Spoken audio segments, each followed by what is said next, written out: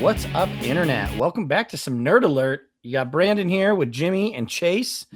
Chase, ready for a game today? I do want to bring something up, you guys. Like, this is a point that I'm sure you guys have ragged on me before, but it's a perfect example.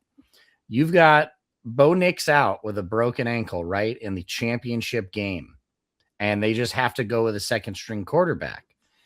I was like, wouldn't it be cool if Josh Allen could fill in since he's out? And, you know, he could come in and help the Broncos win. He still gets a ring, but that can't happen in the NFL due to contracts and all this other kind of stuff. But you know where it can happen in? Pro wrestling. And that's why wrestling is the greatest. You're down your tag team partner. You've got somebody who's not exactly your friend, but not exactly your enemy, comes in, fill in to help win. That's wrestling. This is why wrestling's better. You can do things like that. Hey there, nerds. I really get that. Brandon prepped us for what I thought was going to be a sick burn on Chase, and then he goes into wrestling, and I'm like, oh, yeah, no. Because I'm just saying, like Josh Allen could show up in that Broncos locker room and be like, we may not like each other, but we both hate the other team, so we're going to... I'm pretty sure Josh Allen injured his foot too, so... Well, then Phillip Rivers. The point is anyone can fill in rather than the second string guy who also works at a bank or something. Welcome to Nerd Alert. He works at a Jamba Juice, thank you. He's like, guys, I've got a mango magic. Good for him. So what's up this weekend, guys? What's going on? What nerdy things have we all done this week? I watched Tron Ares and on streaming. Oh, look at you. And I would like to bring up that we were right, which is always the case, folks. It's like top of the streaming charts right now, and all of a sudden it's not a bomb because it's not at the box office. And I'm like, yeah, we talked about it made mad money in the box office, and now it's doing great in streaming. So I have no idea why you call it a bomb, because it's a good movie and it made money and now it's popular. As long as we don't get Jared Leto saying it's Tron in time or something, we're good. But I really think that they should move to Tron being a Disney Plus franchise. Let's do a Stranger Things with Tron and just have 1 million seasons. Almost every episode's a movie. I'm down. And you could do animation in there. I'm sold. I'm in it. I'm ready for it.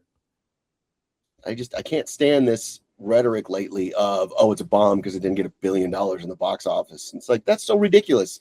The landscape is changing, whether you guys like it or not. And ironically, the same people who are complaining are the same people not going to the theaters to see these movies. So, like, what do you want? It's funny to think about, like Tron doesn't really have, like, as far as a, comparative to Marvel or Star Wars, like a large toxic fandom where people, but it's like now they're just hating on it because they're hating on it. You know what I mean? Like, there's just people, oh, well, it's not very good. And it's like, movie was great. Franchise is great. You have a Disney original property, which I feel like is hard to come by, with a following. So I hope that the streaming numbers warrant more movies, either straight to Disney Plus or, like you said, like shows. I mean, the cartoon they did was outstanding. I would love more of that, even if that's all we get. Yeah, Uprising was fantastic. I loved the art. The people that came on board to voice was unbelievable. Oh, yeah, for sure. Comic books that were produced to sort of bridge the gap between the original Tron and Legacy was phenomenal. There are only 3. Yeah. So, come on, man, please give me more. There's a lot going on in that time. Why not give us more? And now that we know more of what the Dillingers were doing, it's like, dude, you have a whole universe going on. Please fill it in. Yeah, I could not agree more. So that was my nerdy take this past week. How about you guys? I'm trying to watch the Academy Award movies before the Academy Awards. So I watched One Battle After Another, which I did enjoy. And I watched F1, which was very meh. But with I'm that, so torn because One Battle After Another, we've discussed this. It really breaks my heart that I have to watch this or might have to watch this. I really don't. It's a good movie. Because He's been blacklisted from my life. Chase, help me out here, Chase. Wait, To help you with Jimmy? Are you fucking kidding me? Uh-oh. So All I right, haven't all seen right. I haven't seen Ignorance. Train Dreams, Sentimental Value. Listen. He thinks Paul Thomas Anderson's a bad director. I think the Broncos are gonna. We're all delusional, okay, man. Everybody's all. Oh my goodness! Speaking of delusions, Speaking hey, of Jimmy, delusions. when you edit this at that point, like right when he pops in, can you have like an audience go boo? I was gonna have like the neighbor shows up from the sitcom. Woo! Garbage day. How are we doing today, James? I'm awake. I fell asleep last night while Twin Peaks was playing on my phone, so I have to figure out when I fell asleep. That's a hard one. You might just have to start the entire series over. Yeah, that's where I'm at right now. I'm like, why is there a horse? Why is there? But that's the great thing. You can play right wherever you fell off, or an hour later. It doesn't matter. It will make just as much sense. Oh my God, That is It doesn't true. matter. We ended up watching the '80s Dune last night, and I was amazed at how that is David Lynch's most normal film. Isn't it like? Well, I don't know. You're watching it much later than I watched it. Like, there's still images in that like scare the shit out of me just in my memory. I'm like, oh my God. God, the Baron is The Baron. freaking nasty. Yep. Well, to catch you up, we were just talking about how wrestling's better than football, and your dad still hates Paul Thomas Anderson. So But you're why caught not up. have both? Rugby. That's a God damn it. That's a fair point. Fuck. Well, I got nothing. I would say Hey, with James, the Academy. Yeah, it's done. We've been doing this for what, 2 years now, and you finally made a good point. I'm proud of you, You're Eddie. welcome. I tried. Sunday, January 25th. Mark it down, people. So yeah, with the nominations, I haven't seen Begonia yet. Hamnet, Secret Agent, Sentimental Value, or Train Dreams. So I still got those to watch here. I'm super stoked Sinner got nominated. And I'm Are you gonna watch saying, Hamnet with Carly? Yeah. We're gonna watch them all. Is that something I should do or shouldn't do? You should, but I mean, just it's fucking very sad. It's That's fine. I've seen sad shit before. It's like Eternal Sunshine of the Spotless Mind on the first date. I was born in '88. I've seen my share of sad shit going on. You butchered that sentence. I sure did. This is I'm why very excited that Ryan Coogler got nominated for director. Chase and I have talked about this before, that there's 10 best pictures, or potential to have 10 best pictures, but only 5 best directors. And many a times, I don't know how to say this, the representation in the best director is very white men, and for whatever reason. So to see a very talented artist get their due, I'm very happy. Was Chloe Zhao nominated too? I don't remember. Her second one, yeah, which is pretty cool. And she won last time, I believe. Chloe Zhao and Hamnet. Mm-hmm. She won for No Man's Land. Yeah. It's I mean, I just because I love him so much, but I think it's weird. Frankenstein got selected, but Guillermo del Toro didn't for best director. But he's won before. But that's a great example of, okay, and this is again, Chase and I have talked about it. Who the hell directed this movie then, if it's up for best movie, but not for best director? I get you. Best picture, you get a best director nod. It just makes sense. But then that goes to my other point is, okay, so if you win best picture and the script isn't even nominated, how dumb is that? Like, okay, that's where it started, literally. So I'm not a big fan of the Academy Awards lately. I really think they pander to the high art crap. That's why I'm so happy to see Sinners in there. Tron didn't get anything for special effects, for music, for anything. And it's like, you guys suck. You really do. I mean, you're always going to get snubbed with horror, nerdy shit and comic books. They're always getting snubbed. You see Marty Supreme yet? I did. Would you very think that chaotic? It was very chaotic. It was very. Is Marty Supreme?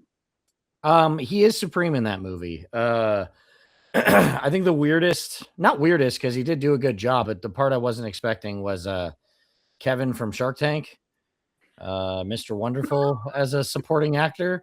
But I thought that movie was great. It was just chaos, though. It was like never ending chaos.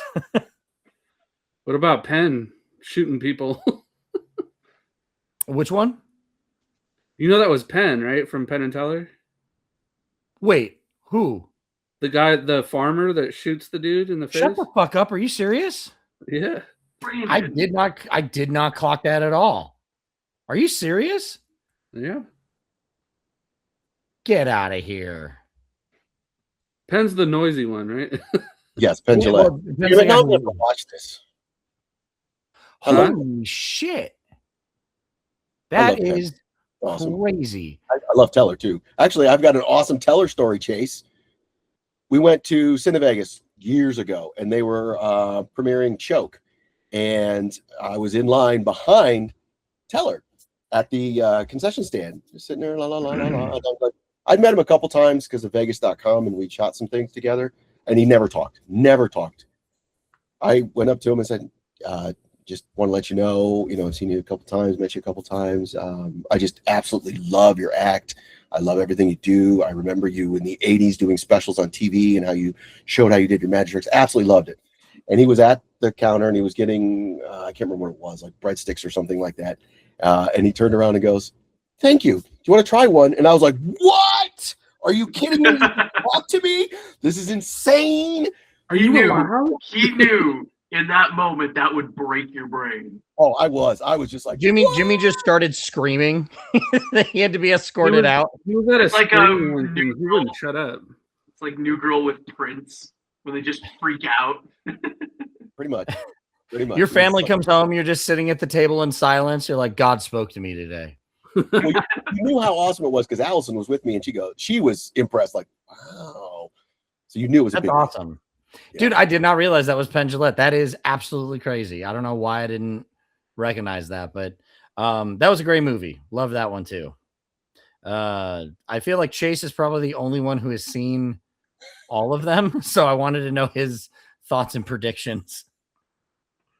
Oh, one battle will win for sure. Yeah. Damn it. I think this could be Timmy's year for best actor. Then we just get to sit here and shame Jimmy for not supporting Timmy. I like Timmy. I'd be shocked if Jesse Buckley doesn't win. So what snubs do you think occurred? No Chase Infinity for supporting actress. She was the young girl in one battle after another. Now I'm torn, dude, because I don't want the daughter. The actress, the daughter, yeah. The Golden Globe nomination, but she didn't get Oscar. The wife in the movie, or the mother in the movie. It's like Tayana, I forget her name. Yeah, my wife is. She's like, "Oh my god, she quit singing to be an actress." I'm like, "Well, she got nominated, so I guess she's doing pretty damn good at it." All right, so I'm scrolling through, and best supporting actress, Amy Madigan in Weapons. That's the only one movie I've seen of the nomination. So stoked for that. Still scrolling. Maybe I've seen something else, but not so far. Well, I mean, I've only seen Sinners, so all of you are doing way better than I am. I have a feeling. Well, Sinners might be the exception. I don't know. I have a feeling they're gonna start doing the illusion that they're accepting horror movies, but they're not actually gonna ever let them win. I think a prime example was The Substance. That was Demi Moore's year. I don't know why they fucking screwed her over. Really? Well, let me step in. I'm a little older, but Silence of the Lambs wiped the floor clean with everybody. That's such an anomaly, you know? Yeah, it is, but it has happened. I think a big part of that is I think Anthony Hopkins is sort of a Oscar darling, as they call him. Yeah, but that was early on in his career. I mean, earlier on in his career. Quote unquote early. Well, I mean, Jodie Foster too. She was a big darling from Taxi, all that fun stuff. Yeah, there's definitely one of those ones where it had a lot of people rooting for it because of how much it had going for it already. Yeah, but if you've seen the substance, you know how far that thing goes. So yeah, You said you called Anthony Hopkins an Oscar darling, and I just see him now going tee.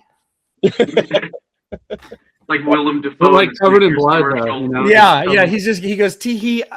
I had a friend for dinner. He's literally on my wall right now, covered in blood, right in front of me. Let him down, dude. That's not cool.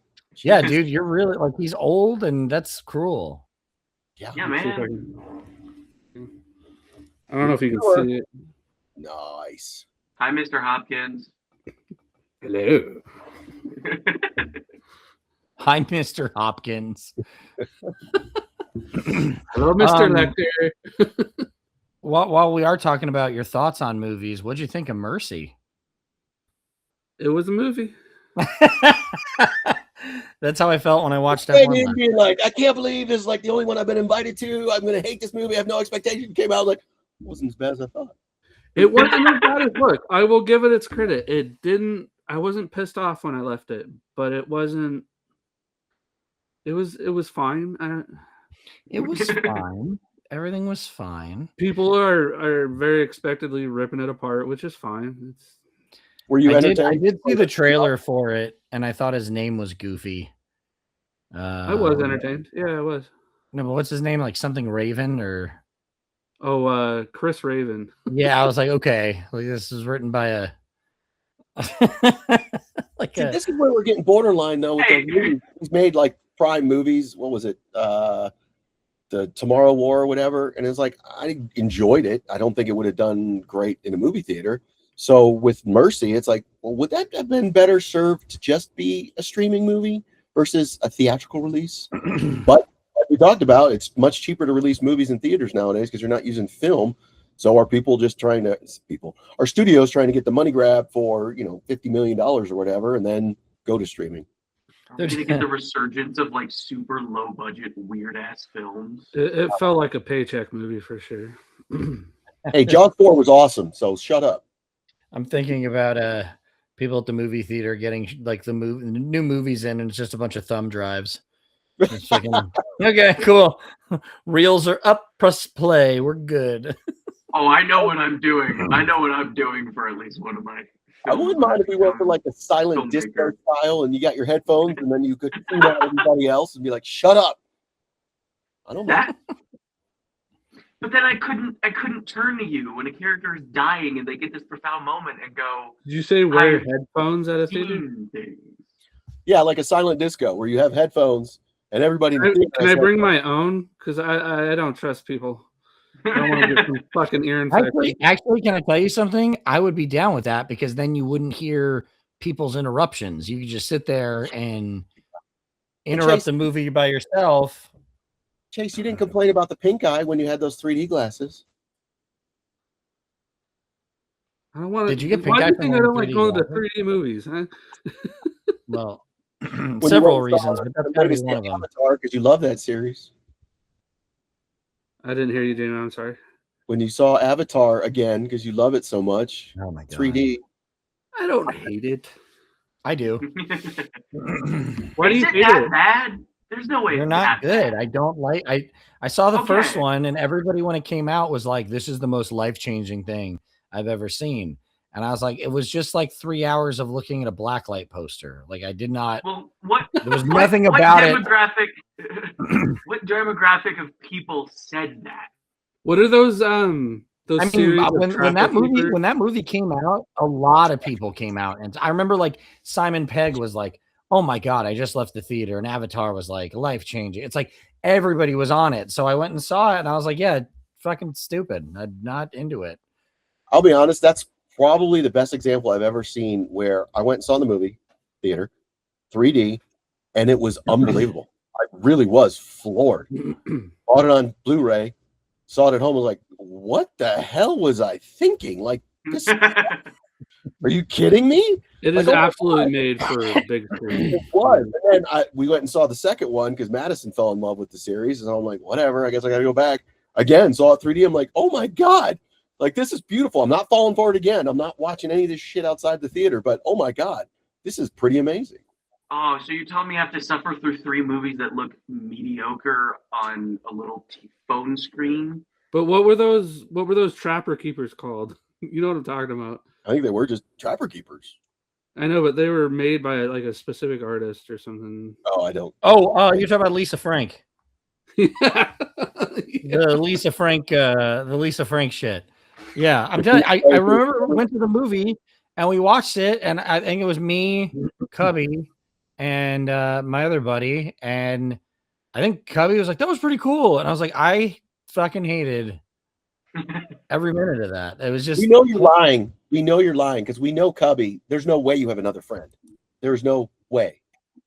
Stop lying, Brandon. Your bed wasn't made, and we didn't want to put you on blast like that. So, why make a bed? What's the point if you're going to get back into the bed? If you have guests over, I get making a bed. But if you're not having guests over, what is the point of making a bed? So you're never going to have a guest over in that bed. Good. Oh yeah, because I do not intend to make a bed. Thrilled to hear that I'm never going to have grandkids. Cool. I'll do laundry. I will absolutely do laundry and sheets and stuff, but there's no point in making a bed if you're just going to get right back into it. There were a few names in the He-Man trailer that I was stoked for, like Idris Elba, Allison Brie. Jared I was getting to that. And then I lost interest right around that part. So, I'll see it when I see it. You lost interest when? I'm sorry. The Jared Leto part. Was he in that? He's Skeletor. His face is covered. Why do you care, man? He just bothers me. He's just. I bet he said I read that he told everybody on the set of Ares that everybody had to call him Ares, and I'm wondering what kind of fuckery he made people participate in for fucking He-Man. Like, I wonder if he did the voice at all, like the ha. Like, I hope sincerely. I hope he had a deal with the director that the director would yell cut for the day, but then he would have one fun fact craziness, and then he'd run out every day first. I would love if that was a rule we had on set. Like, the only part of your reflection you can lick is your own tongue until we meet again. Love it. I mean, I don't disagree with Chase. It does look like a comic book movie, but I don't know. I mean, we'll see what happens. Who's it made for?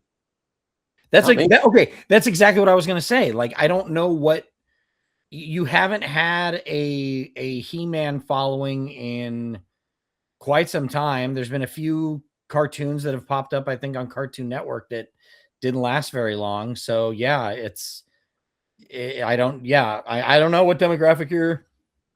It looks better than Street Fighter. That's for damn sure. Holy shit. Going out on a limb. That one, I don't know. That one seems like it has the ability to be cool with the cast and everything like that, but I don't know. We'll see. I don't know. It makes me wonder if it just looks bad because it is gonna be not great, or if they're trying to, capture the camp of the Minecraft movie when that hit huge.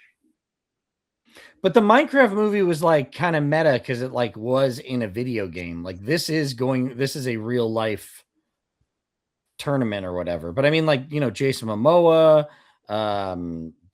Cody Rhodes is going to be Guile. You know who I am kind of excited to see in that role just because I like watching him in movies. David Desmalkin.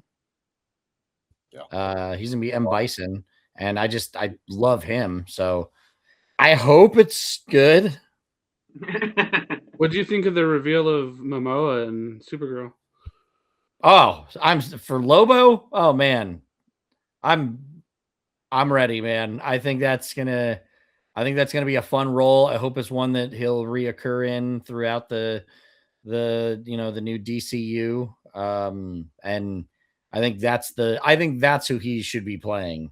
And can you explain for the comic illiterate among us who he is and what he's capable of and everything? Sure. At some point in the DC, Arthur decides to leave Earth because the ocean has become so polluted that he goes to space, and then he's taken over by aliens, and they reconfigure his body, and he becomes Lobo. Yeah, don't forget his eternal classic catchphrase. It's Lobo in time. Yeah. Okay. Brandon? So actually, he's a bounty hunter. He's an intergalactic bounty hunter. Boba Fett. Who is crude and very like he was a very 90s character, but he is one of the points in the 90s that has remained fun when used correctly.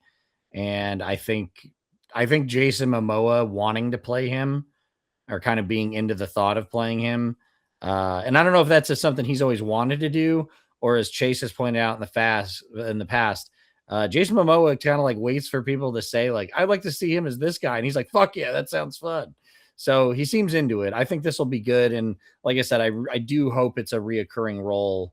Cause there's been times like he shows up to like fuck with the Justice League or try out for the Justice League and I just think there's some fun there that you can really, use him in. Knowing of James Gunn's history, I can see him getting a standalone and introducing Lobo's crazy ass weird characters that have nothing to do with anything and being a total standalone movie in deep space somewhere weird. I'd be so down with that too. I never even thought of a Lobo standalone movie, but I mean, hey, if somebody writes a kick-ass script, he's down to turn it into something. So I'm game for that idea. Yeah. Did we talk about God of War? I don't remember. No. What do we think of that casting? Fucking Opie, dude. I'm sign me up. I just have a difficult time with Opie because every time he's in something, like he was in The Walking Dead, and all I go back to is Sons of Anarchy. It's like, God damn it. Why? All I think about every time I see him is that. And it hurts. That was the worst, but that's why I'm happy. I'm like, see, he's still alive. He's doing it. He's doing it. Like him. I think he's a good dude. I like the guy. They have a cast from Severance, I think, to play Thor. That should be dope. He's like the board member guy in Severance, like the bigger burly guy with the beard. I don't remember. Either way, I think he's cast as Thor, and that should be pretty kick-ass. So that's my thoughts. Speaking of Opie, what do we think is what was the most tragic character death for you? Like of any series, like the one that just broke you? Rita and Dexter. Oh, that one did suck. That one. Opie is huge, obviously, but at least he sacrificed his life so we can get Jax. Rita, Opie was the hardest one for me. Yeah, that sucked. Yeah, that was bad. And it both of those like were blindsided to me. Like didn't see that coming at all. Rita, I remember watching Dexter when he gets home. I was like, that was not what I thought was going to happen. Like, you think he catches him, he ends the season, and just that sucked. And the phone rings, and she's still there. I'll get to Eddard Stark. I know the books gave it away, but I never read the books. So when he died, I'm like, he's going to just slip out of it or something. There's no way. And then which one? Eddard Stark, Game of Thrones. Oh, okay. That one surprised me because I'd never read the books, and I was like, "There's no way they're killing Sean Bean in season 1." I'm like, "Oh shit, he's dead." Well, it's like he's such a big part. Like that seems super crazy to do. The fact that they cast Sean Bean should have been a giveaway. Well, back then it wasn't as obvious that he was he died several times, but I mean, this is what 20 years ago now, almost 15. So he didn't have quite the track record of dying in everything that he does now. What about you, Chase? It was Opie for sure. Opie, yeah. James. Oh, I'm thinking because there's been a lot of character deaths that have rattled me in a lot of fiction, and of course the one time I need to go through the role. It is going to be anime though. We're not going to know who it is. I have a feeling that's where I'm going, and that's what kind of sucks. Sacrificed himself to the great concert tour. Not even close. I mean, it may be a JoJo character. Oh God. I would say as far as unexpected, I don't know that it like rocked anything, but Game of Thrones 2 with the Viper. That still I pisses me off. I was the only person in the house that hadn't read the books when that episode aired, and I was ready for a fucking fight. Like I was like, this is gonna kick ass.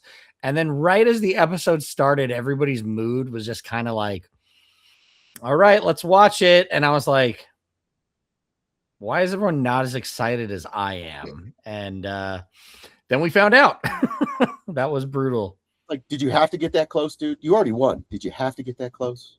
And then on the same actor, my wife had no idea about the video games of The Last of Us. So in this season, when he was killed, she had my reaction during the Game of Thrones. I was like, oh yeah, that's how they felt watching me have so much hope that he was going to make it through this, and Right. sure didn't. My favorite thing was that when season 1 ended, everyone's like, I love those characters so much. Like It's like, Joel's so okay. great. I'm just like, oh no. Like reading ahead in something. It's similar with when Allison and I went and saw Rogue One. She's like, why don't we ever see these characters again? I'm like, just wait. You're about to find out. Yeah, Done. You got lucky. You'll know in about 2 hours. And then anime I watched, and then I read the rest of the manga to see what happens. They're now releasing like the next big part of what's happening, and there's a lot of character deaths in it. Oh God! And it's so funny to see the internet be like, oh my God, this is happening and this is happening, and I'm like, it gets worse. It gets worse. Yeah, and I did finally think of a character. Sorry for taking so long.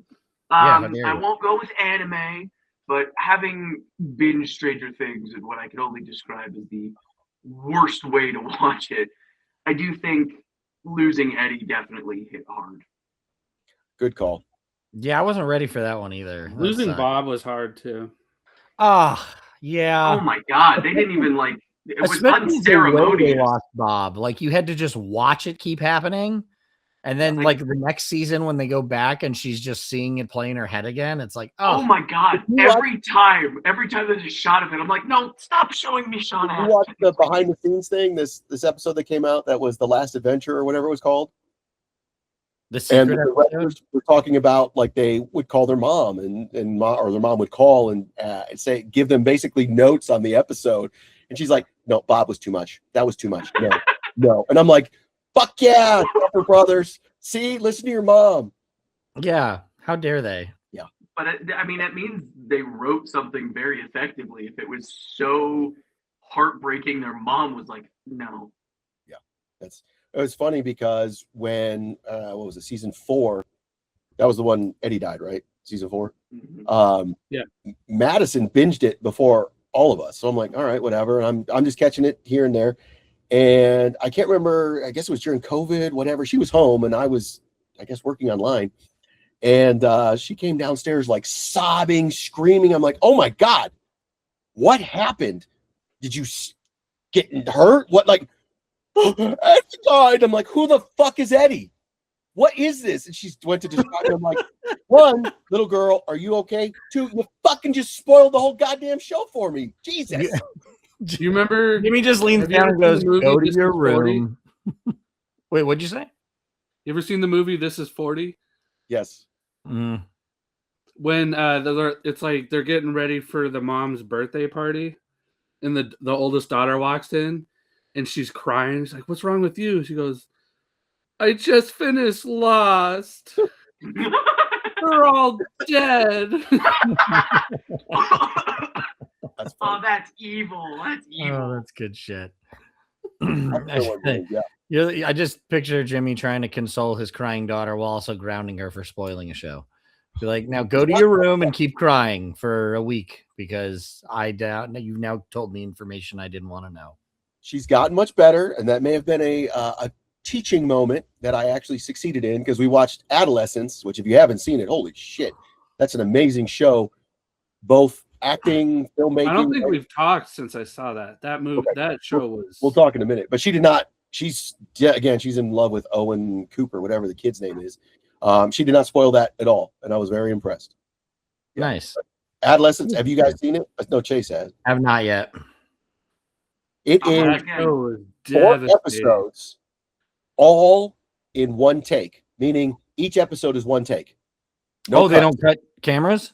No. And I'm There's sitting no there hidden watching cuts? it, trying to figure out how in God's name did they do some of these things. Like in the last episode, I'm not giving away spoilers. In the last episode, they start in the house with like breakfast, then they move outside of the house, then they go back in the house, and then they all get in a van and go to like Home Depot, and there's like no cuts. I'm like, how the hell? And then at one point on the return to the house, their camera's in the car, yet on the way to Home Depot, it's outside the car, front shooting through the windshield, and you're like, when the fuck did they do this? It's And unbelievable. it's only 4 episodes?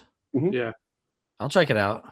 Oh, it's Did you notice like unreal. when they're going to the hardware store because it's out from the outside? Yeah. It's sort of like it's what they're not saying, you know, they're just sort of it's there in the air hanging around. And then when he calls and they can all hear This is the one with Stephen Graham? Yes. yeah. What I'm saying I won't make sense feel to like you, I've so I seen swear to something. God I'm not spoiling it, right? But I am bummed at the Golden Globes. I really wanted to see this happen. I wanted Brad Pitt to be there. I don't think he was, but I want him to be there because he is Plan B Entertainment who produced this, and they were in Snatch together. And I really wanted a moment like Snatch. Didn't happen. Thanks, Brad. But when they're leaving the so, hardware store and he's talking to him, suddenly, like you said, the camera's in there. Yeah. That's that emotional transition of Oh, it's suddenly it's there and they can't ignore it. so well thought, so like precise. I can't imagine how many rehearsals they had for each day of shooting. It's one of the first things I ever thought was like, wow, they really don't need a continuity person. So save the money on that. But holy crap, they definitely needed PAs everywhere to get people where they needed to be, what they needed to do. It's unreal. Unreal. I'd argue. What I found go ahead, James. Go ahead. I'd argue they needed a continuity person even more because if they left the house to go somewhere and then came back, they'd have to redress up the house as they're gone to make sure everything's nice and neat. Don't touch anything. Leave it alone. Well, what if you have to move the lights? What if you have to move the lights and you bonk something? You gotta have someone there to fix that. Whatever. What I found so extraordinary about that show is that it felt like obviously one cohesive story, but every episode is so different from one another. There's no one episode that's like the other. No. Did they get separate directors for each episode, or is it same directors? You know, I would imagine it's the same one, but I don't know. And just when you think about it from, I'm not an actor, but when you think of it from an acting standpoint, Stephen Graham, I've never seen him in an emotional role like this. Usually he's playing a tough guy. He goes from like rage to just desperation to sorrow When he's sitting on his bed, all in one take. You're like, holy shit. When he's sitting on his son's bed, again, everything I'm saying, it won't make sense, I promise. He broke me in that moment. I've never. Yeah, and it's rare to see, in my opinion, to see a show where you're like, I want more. Like I don't know if I've ever seen a performance by a kid that good too. He deserved. Didn't he just win a Golden Globe? Yeah. I did. I was like, whatever, dude. There's no way. And then I saw it. I'm like, all right, he deserved it. Totally deserved it. Beat out everybody without a doubt. And he's maybe a year removed from when this was filmed. So even younger when it was filmed. And I think it's the second episode that he's the dominating force, maybe the third. I can't remember. Third. And it's just like, holy shit. Yeah. So like the first one is him getting arrested and him going through that whole process and basically learning what he's being accused of. And then in the second one, it's the police doing their investigation at the school that he goes to because he believes some of his friends were involved in what happened. And then the third is him, just the kid, talking to his court-mandated like therapist. Really? And it's like an hour long of them just talking to each other. Good God. And All right. Well, I'll check highly this recommend. out. Sounds like That's a waiting for real Godot feel right good. there. Sounds like a real feel good one. So I'll be excited to. And you're going to want to do more research after you watch it. It was, to me, it was phenomenal. Don't do it beforehand. It was phenomenal to see why they made this series and what the impetus was, and it's just a twist on what you would normally like Glass Onion and all those on like the Who Done It. That's not what this is, but you kind of maybe think that's what it is, but that's not what it is. And when you do more research, you're like, holy shit, it's such a mind fuck, and I can't stop thinking about it. And it's such a good. There was something unexpected that I got out of the whole one take, and I don't know if you experienced this, but there was something about the lack of cuts that when a character would leave the scene, it felt like everything was still happening wherever they went. It didn't feel like they just walked off a camera. You know what I mean? Dick like me who went to film school, and you're like, well, I guess he's going to the lunch table because he's got like 5 minutes to eat something. There's like a scene where the cop's going into these classrooms to talk to the students, and as he's leaving, you see the classroom sort of carry on. You know, okay, we're going to go about our lesson now. It genuinely felt like they're still in there learning whatever it is they're doing. That's really cool. Something about the no editing, just it. You bring that up. It's funny. Again, watching the behind the scenes thing for Stranger Things, they talked about that with the when Vecna comes into the real world in the big fight. Yeah, and they're talking about we need this to be one take because we want people to be there in the point of view, and they were showing how intense it was to film this thing and all the rehearsals they did with stand-ins. It was like not even getting the actors to hit their points, but getting the cameramen and the stuntmen and all this thing to go. You're like, they like literally had iPhones going around to make sure that they could get it in time. You're like, damn. So I can't imagine adolescence where the whole damn thing was one take. That's where I applaud anyone who's crazy enough to try shit like this, because, you know, in theater, when you block out a scene and you rehearse it, you don't have to deal with the camera. You know where the audience is going to be. So all you have to do is go through the steps and the motions, and then, you know, just remember to cheat out to the audience.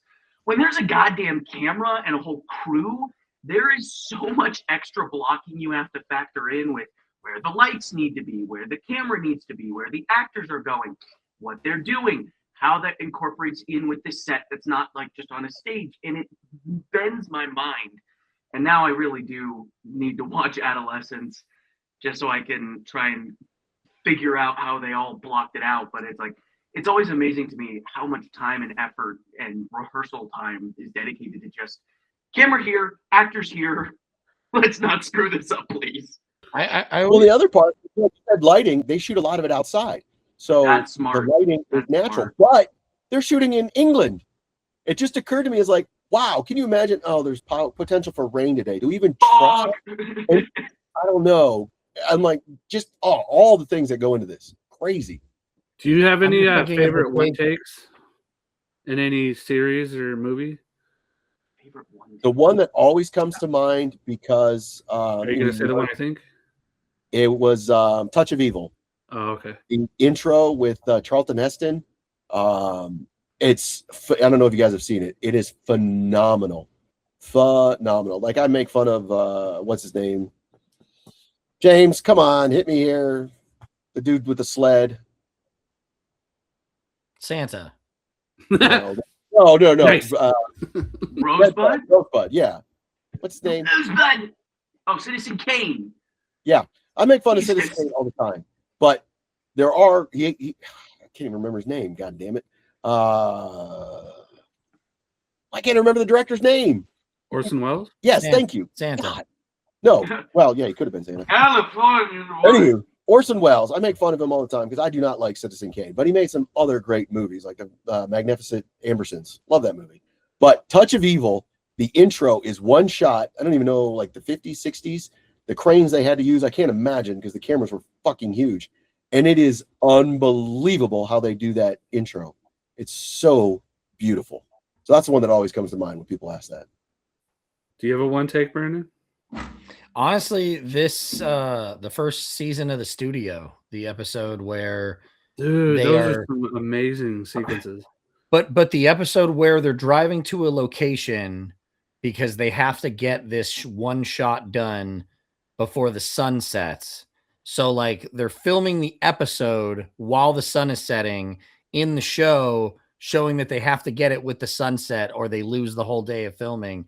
I just thought was one, really cool storytelling, and then two, incredible on everybody's parts, because like that was the thing too. If anybody fucks up on the crew, they have to start the whole episode over and they lose I thought that was a really cool way of doing that. And That's I 21 fucking grams love of Seth Rogen. shroom. I love it. And then like just the best is when they're driving away at the end and what's his name? Ian what's his name? Ian the actor who plays like Seth Rogen's assistant. Was it like Crumb? Oh, hold on. Either way, when they're driving away after the sun is going down, they're back on they're back in Hollywood driving down the mountain, and he gets the phone call and he goes, they didn't get the shot. And it was so good. I think he just won a Golden Globe as well. Why can't I remember his last name? Ian Barinholtz. As Sal Saperstein. But yeah, everything about that show was just I loved. And that's the thing is they did one takes, but they did one takes and broken scenes. So one episode was one entire take.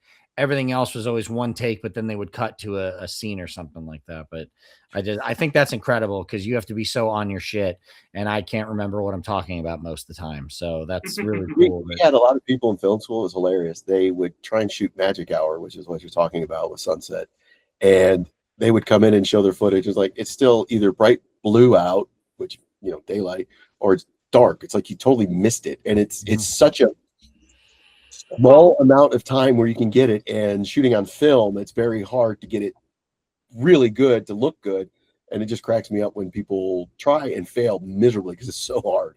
I also love to throw in really quickly my favorite story from my father about film school. I don't remember who it was, but I remember he brought up that someone said, all right, it's Magic Hour, folks, you've got an hour to shoot this. It's like, no, it's not what that means. Not even close. It's like 5 minutes. Good luck. Yeah.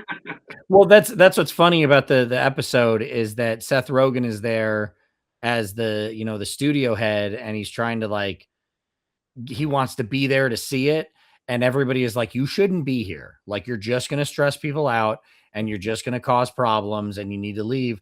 And then he's having talks with the actress off set, and they're like, we got to roll. So they start doing it, and then he goes somewhere to go to the bathroom. When he steps out of the bathroom, he sees her, and he's like, oh, hey. And they're like, cut, dude, what are you doing? And he's like, oh, fuck, I didn't realize I was in the middle. So they have to start it over, and they keep wasting time. It's a really good episode. It's a really, really good episode. They deserve every interview he did after he won. No. They asked him if anything happened during the Golden Globes that they're going to use during the show.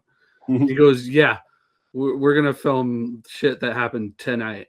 That's awesome. Well, because they do an episode at the Golden Globes in the show. He talks about it when he won.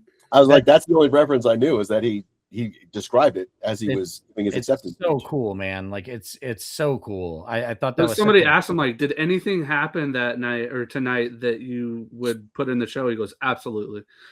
I am upset though, because they filmed a whole episode at CinemaCon, during cinema in Vegas, and I could have just seen Bryan Cranston and Seth Rogen in the gondolas at the Venetian, and I missed that opportunity. Yeah, how dare you? We get mall cop stories, but not the studio stories. Yeah, imagine how I feel. Imagine how I feel. Ooh, one takes. I was thinking about it. I was originally going to say Charlie Chaplin's monologue at the end of Great Dictator, because I love how simple it is and how it really highlights how beautiful that monologue is, and just the sheer emotion he felt. But then I was like, for as great as that is, isn't that crazy? That shows that's considered a comedy. Yeah. As amazing as that is, I don't think anything in my head could beat the Napoleon Dynamite Canned Heat dance one take, where the whole goddamn film Napoleon Dynamite is this uncoordinated weirdo, and then the one fucking time he walks out on stage, camera stays still, and he just dances, and he dances well, and it broke me. I was like, okay, I don't know what this film is, but it's fine. That seems pop culture. You're not really the good. I would like to is- point out this might be the oh. only time in history that anybody's ever compared in the same description The Dictator with Charlie Chaplin and John Heder in Napoleon Dynamite. James Palmquist, everyone. But it's, Well played, it's sir. so- Well played. It's so brilliantly effective how it completely subverts every expectation without ever feeling like, I guess, like a cheap laugh. It's not like, he goes out and he dances like a weirdo. He goes out and he dances and he has actual moves. And it's just impressive to me how well uncoordinated he looks, and then how impressively he dances, because he very, very obviously put time and effort into getting those moves down. Interesting. Also, You know what? To throw more things at James, but I know we haven't filmed since, but we're gonna do that movie club maybe next week. It should be the end of the month, so everybody watch 12 Monkeys. But I was thinking, since I picked 12 Monkeys, Jimmy and I kind of picked Prometheus, and Chase did Mickey 17. I think James should be the one to pick February's movie club movie. And I saw that, Jimmy. I want you to know, when I thought of that, I did that. I said, "Oh God, we're gonna have to give it to James." But I think maybe next week, hit us with something all of us need to watch. Ooh, I've got a toss up between two. I won't say what they are, but Great. Six, seven. Like lucky Chase number 11 would be good. because I thought Chase could have easily have gone with some level of spite and made me watch something like P.T. Anderson, but he did. He picked a fabulous movie, and I was thrilled. James makes me more nervous. Oh, 'cause I'm incredibly nervous handling. We're watching the 3-hour Soviet classic Solaris, and there's nothing you can do. oh, there is. I mean, the thing is, though, is Chase is like, at the very least, Chase is going to get another Steelbook. So at least there's that. I picked up 12 Monkeys because of this. I was like that. I thought that was cool. And that's an awesome Steelbook. I didn't even know they had one for it. So look at you go. It's not a steelbook, but it's Oh, it still isn't? pretty cool. It was, yeah, it was a cool. Chin stout, huh? They don't have the steelbook. I'll make you guys watch The Terry Gilliam Fire Steelbook Walk with collection. me. It'll make no sense. I'm down with that. I'm so down with that. I don't hate on Twin Peaks like your father does. I don't like at it. I just don't. I want Chase to show off his Terry But did Gilliam you and David watch Lynch it? Steelbook collection. Yes, James, I watched it. The movie. All of it? I just said what I said. The movie. The movie is okay. Hold on, you only watched the movie? That was enough. I was like, yep. No, I'm it's not at all. It's like, No. Can I tell you, I have met David Lynch, and he was a super nice guy. And even Oh. that didn't convince me to go back and watch his movies because I just don't like him. Focus on the finger. I want it to be uncomfortable. I'm good. I'm good. Well, That's anyways, James's fate is in our hand. I think next week we can talk about the movie, right? I yeah, believe- 12 I monkeys, right? Yeah, 12 Yeah. monkeys. The movie's about 12 monkeys, right? There's 12 of them. There's 12 of them, and there are a bunch of rascals. Mm-hmm. Are they jumping on the bed? Oh man, they're all over the place. If It's there like was Mr. Popper. ever a word to describe that movie, I would choose Rascals. Would you? It's like Mr. Popper's Penguins, but with monkeys. It's just a hoot. And time travel. Yeah, somewhere in there. Bruce Willis is like, oh, you little A lot of monkey." pratfalls, you know. Just, Yeah, exactly. Don McClane hanging out with monkeys. Yeah, exactly. But Yeah, seriously, folks, you know, watch it. Then you can comment with us and have fun. We want to hear what you have to say about the movie too. Yeah, like this is something to kind of broaden, interaction. And, I love when we get some questions and stuff like that. But I think this would be cool to, one, expose people to, different things they've never seen, ourselves included, or revisiting stuff that maybe we haven't in a minute. And two, just like, yeah, getting people involved and building this kind of community. That's what we're about here. So can we talk a little Star Wars? You talk some Star Wars, James. James. Darth Maul trailer? Did we watch Oh my it? gosh, that looks so good. Right? My The God. animation looks so good. Like, I know it's the guys who did Clone Wars. Yeah. But it's like I hope the stories are just as good, but it's like the animation has just gotten so much better. Yep. So stoked. I am a little disappointed because I'm not exactly sure. I think I read that this takes place after Revenge of the Sith.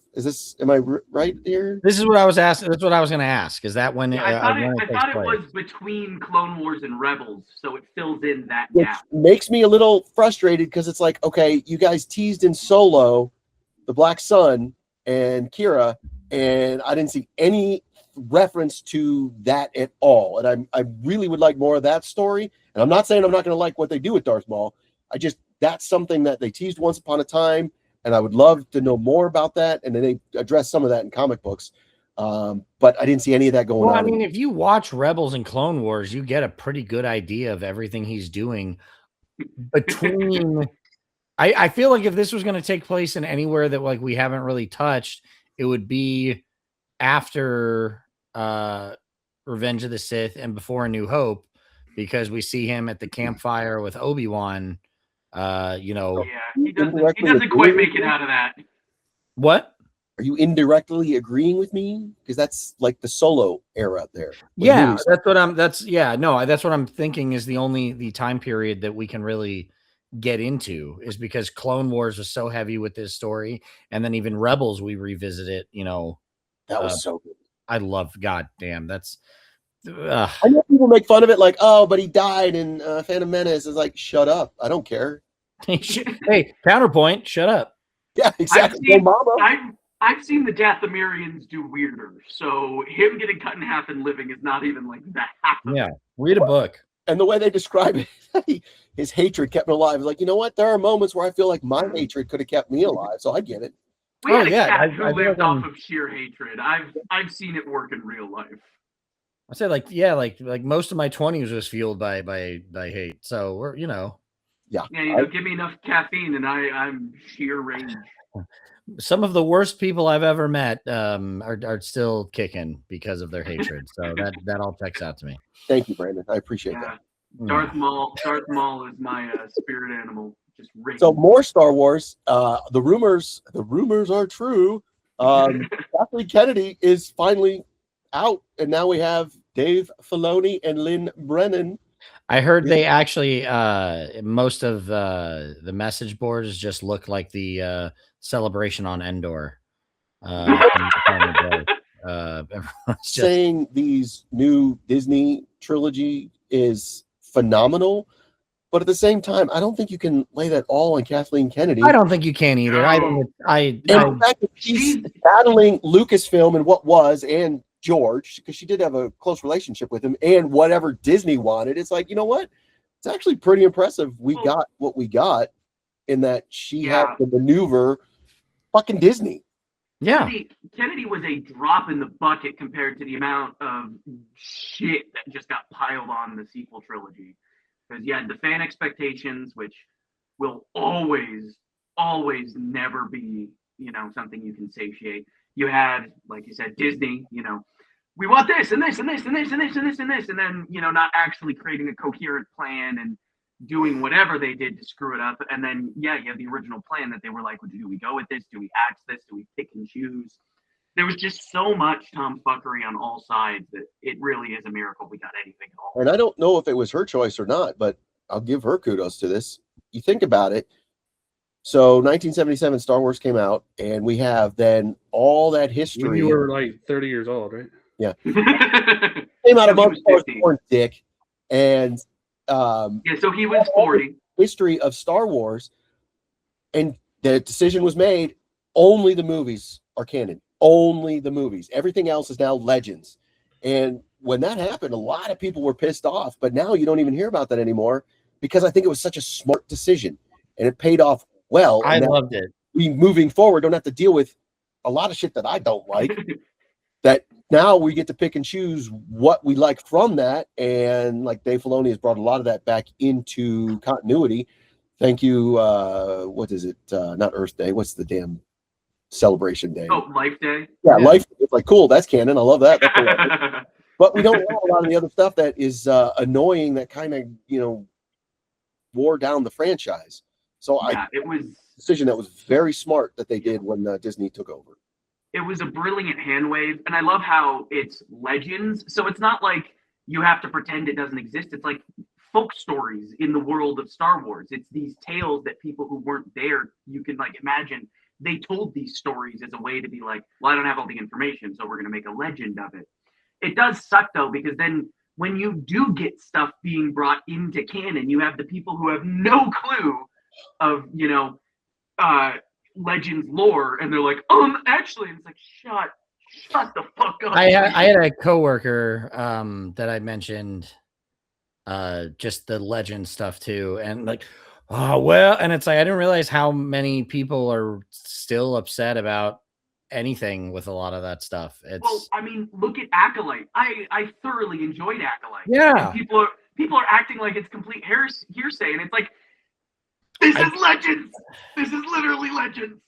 I don't think you should ignore the fans, but I think there is a healthy amount of feedback that Disney needs to not listen to when it comes to Marvel and Star Wars. Like, yeah, I just take it back to like even Game of Thrones. Like, yeah, those last seasons were rushed, but like to be upset with how it ended story wise, it's like, guys, this isn't a Disney movie. First off, like not everybody's going to win and do the things you want. But secondly, like, even Stranger Things, it's like, oh, well, there's got to be another. I wasn't happy with it. Then then shut up. Like, do one yourself. Exactly. Write your own shit. Like, it's you. Like, I posted that video to you guys from that comedian I like, but he's like, yeah, like, I wasted 10 years for that ending. And it's like the Duffer Brothers didn't put a gun to your fucking head. Like, you're not owed anything. It's we're watching it because we enjoy it. And if we don't, watch something else. Not to mention it was good, so shut the fuck up. Yeah. Yeah. Fan entitlement with franchises has gotten so bad because I swear to God, people think they're owed something from the writers. And yes, there's obviously a fine line in art where it's like, once you push a piece of art out to the public, it's not really your work of art anymore because the public is allowed to endlessly interpret it however they want. But at the same time, there is a correct interpretation, so to speak, that there's the most clear interpretation you're supposed to take away from it. And wanting more and expecting the writer to write for you is just stupid. The writer writes what they want to write because they want to write it for themselves. They're the target audience. If the audience that sees it thereafter just so happens to like it, that's awesome. But a writer, when they're good, doesn't write for you. The Duffer Brothers wrote the ending they wanted because that's what they wanted. And it's so frustrating to see people be like, I didn't like it because it was dumb. And it's like, they didn't.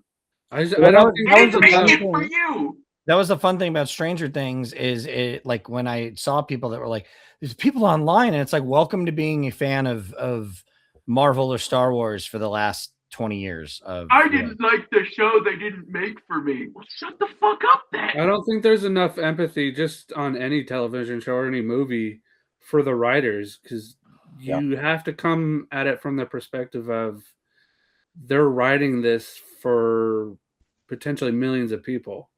There's no way to make everybody happy. No, you're never going to. Exactly. And the Duffer Brothers.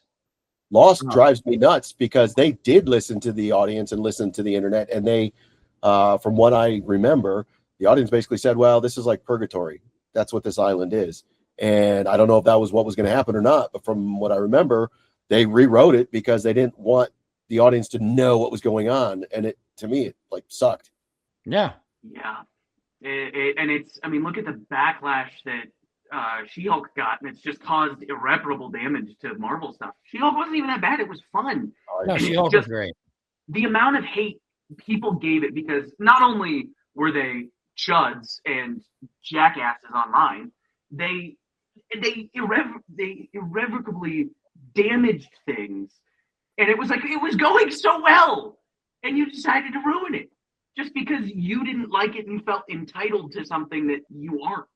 Welcome to the internet. Speaking of which, Guess who won't go away and who doesn't listen to anybody and still keeps making movies? I don't want to talk about it. I saw it. Zack Snyder wants to make a Watchmen-style Batman movie with Ben Affleck. No. The least offensive part of that sentence is Batman. Ben Affleck is Batman. That's fair. Why would he want to do Batman Watchmen style? Okay, that's. And this is okay, Chase. This is where I will totally agree with you. Maybe Netflix buying Warner Brothers isn't the greatest thing, because if they do give Zack Snyder this, it's like, God damn it. I'll be honest. I think after Rebel Moon, he's not able to call the shots like he wanted to. I think he was given Rebel Moon because of the online backlash of not getting the Snyder cut and then getting the Snyder cut, and not. So they were like, people support this guy. Let's watch it. And that franchise bombed. So I don't know that he has the same asking power that he. Let me see if I can find this comment. We got a comment on YouTube video. Oh no! Hilarious. I'm sure it's level-headed and kind, right? Yeah, it wasn't necessarily mean, but it was. Hold on a minute. Come on, computer, be fast. We can do this. By the way, that and A-Team are usually the songs playing in my head. He's got Cerebro on. He's going through the database. Scrolling. Wow, even Charles was better with Cerebro than this. Not in Days of Future Past. Suck it. Fair. He was young. It was his first time using it. That doesn't count. Yeah, it does. First time. Are we talking about Cerebro? Your first time you discovered your penis? I don't know what's happening. It's just happening. I'm out. All right. It was something along the lines of talking about Tron Ares, and they said, well, what was the box office compared like Rebel Moon? And it was like, Rebel Moon wasn't released in theaters. What the fuck are you talking about, moron? I'm going to hold your hand when I say this. I was Rebel like, Moon didn't have a box office. I was literally like, I don't know how to respond to you because that doesn't make sense. And on the good news, I can't find it, which means we get a lot of comments on our video. So thank you guys. Hey, thank you guys. Yeah, but it cracked me up. Like, are you kidding me right now? Did anyone watch the fights last night? The who? The fights? No, that's a band. No, I watched F1. It was very okay. Hey, the same with the fights. There was a whole lot of stinkers, and then the very last fight was one of the best fights I've ever seen. Are we talking about AEW Collision or no real fighting? Yeah, no, that AEW Collision. Or... But seriously, are you talking about MMA? Are you talking about boxing? What are you talking about? Wrestling. Okay, because I know they're promoting some boxing matches lately too. So I'm like, I haven't seen boxing in a while. I mean, MJF versus Bandito was a hell of a match. So, yeah, I feel like that has drawn us to the conclusion of the episode. I see what you're trying to do. You're like, oh, the Broncos game's starting soon. I'm going to throw out a topic that nobody can talk about. Hey, so listen, I have always hated the Patriots. I will forever hate the Patriots. Chase, I'm saying go Broncos as loud as I can today. I hope I'm hoping for the best. Not me. We're the Cleveland Browns. No, there's a bunch of staters on the Patriots, namely the coach and the running back. Plus, the Broncos can suck it for what they did to my Browns in the 80s. Yeah, never letting that go. Nope. No, I mean, look at the grudge we hold with the Ravens. We don't let go. It still floors me that people don't understand why I hate the Ravens. I will never understand that. I've had to describe that story to people who are like knee deep in football lore, and it's like, I don't like the Ravens either. I'm right there with you. Come on. I don't really care about football that much, but thank you guys for watching. Please leave some comments. Remember, if you're seeing this before the end of January, try to watch some 12 Monkeys. Let us know what you think about it. Thoughts, comments, opinions, so we can bring it up. Please comment, because you always get our videos up in the algorithm because you just comment dumbass shit about seeing more of his stuff. There we We go. love our fans and we love our haters because regardless, we get attention. There he God is. knows James needs more attention. Nope. James Palmquist, everybody. But yeah, thank you guys for watching, and we will see you next week. Until then, have a nerdy week.